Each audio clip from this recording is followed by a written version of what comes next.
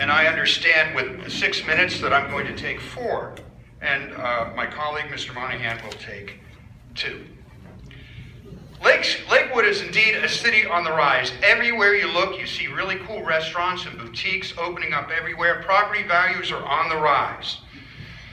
Why then have city officials accepted a plan that is meant for a city in decline? I'm referring to the plan to close the hospital. Juxtaposed against all the great things that are happening in this city, closing that hospital sticks out like a sore thumb. A full-service hospital is an absolute treasure. It saves lives in times of heart attacks, strokes, and serious head injuries and such. A full-service hospital equipped with essential equipment, such as a cath lab, can make the difference between life and death. Any delay in any kind of procedure performed during a heart attack that can only be done in a cath lab could mean that the heart won't fully recover, or it could mean death. The so-called ED that is supposed to replace the hospital does not have a cath lab. It is little more than an urgent care center. That is a fact.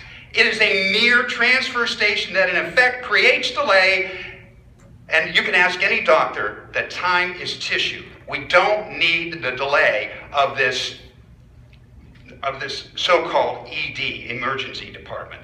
The loss of our hospital means over 1,000 jobs are gone. Average income for hospital employees was $59,000 a year. And the money that those employees spent in Lakewood and the related services connected to the hospital fed over $280 million annually into our city. That is by Cleveland Clinic estimates, by the way. Court documents have proven that the hospital was deliberately sabotaged to make it look like it was losing money. Our hospital was owned by the citizens of Lakewood. It belonged to the city in the same way that snowplows, our parks, and other assets belong to the city. There were 10 years left on the lease. Yet city officials not only released the clinic from the lease, but essentially turned over $80 million in public assets at just $10 million. That's pennies on the dollar. And the remaining money will be parsed out to us over a period of 10 years. Does that make any sense to anyone? There are hospital operators that are interested in running our hospital. Estimates show that conservatively, the hospital can yield a $14 million yearly profit. City officials turned their backs on these offers from viable operators and secretly steered the deal to the Cleveland Clinic. This has been proven in court documents and depositions. Claims to the contrary are false.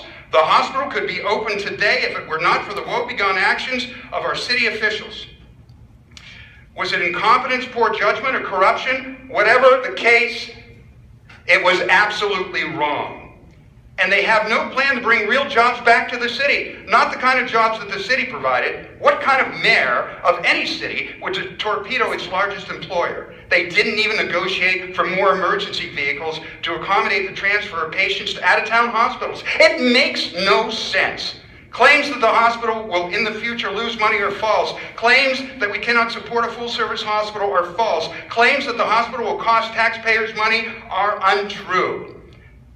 We are realists. We understand that healthcare is changing, and plans to reduce the hospital staff to 900 from over 1,000 jobs, that makes sense. But closing our hospital, that makes no sense at all. Lakewood is a great city. Should we stand by and accept this plan for a city in decline? Should we stand by while Avon celebrates their full-service hospital filled with our city assets and expect that we are somehow a second-rate city, undeserving of a full-service hospital? Stop. That's not who we are. That's not the Lakewood way. Thank you.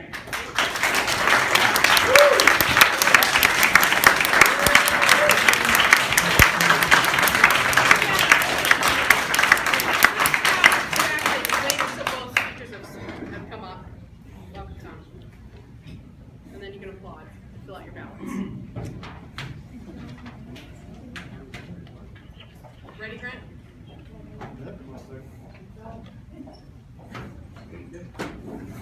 Thank you. Just a couple of rebuttal points about the emergency room. There is no guarantee that the clinic must continue to operate this in a master agreement. They can pull out of here at any time. And it says in the master agreement that if they do pull out, the city will be given the option to buy back family health center at market value. No other choice is what council keeps saying. To me, that is one of the most damning statements that a public official can make, that we had no other choice. Council doesn't understand its role. Council is the legislative branch. You heard the judge stand up here and say there's 3 branches of government. They legislate. They can go out and put that hospital on the market.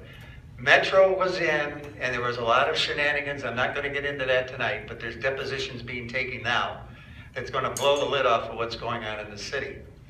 The thing is, the opinion that Councilman O'Leary said that there is no chance of this thing being opened again. If people vote against this ordinance, we go back to ground zero. And there is a chance that it can open again in a smaller version, which back in 2008 was laid out by the hospital board and presented to the clinic. And if you understood the definitive lease, the original 30-year lease, of which they let the clinic ride free.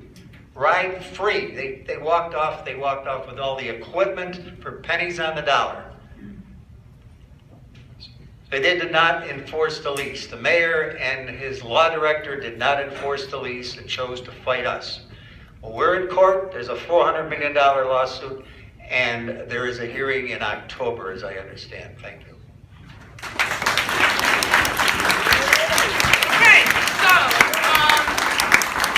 we have our JT, if you can go around